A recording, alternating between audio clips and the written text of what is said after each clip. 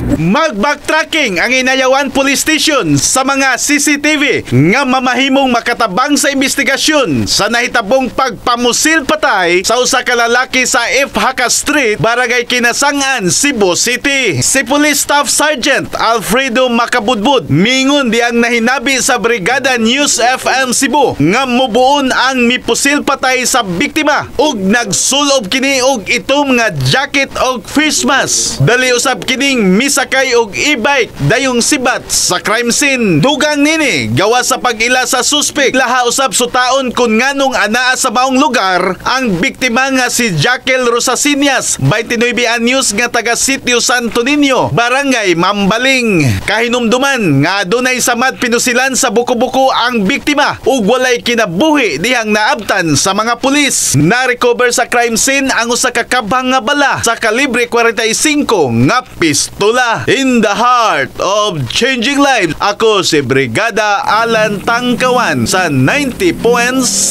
Brigada News FM Cebu, the Music and News Authority.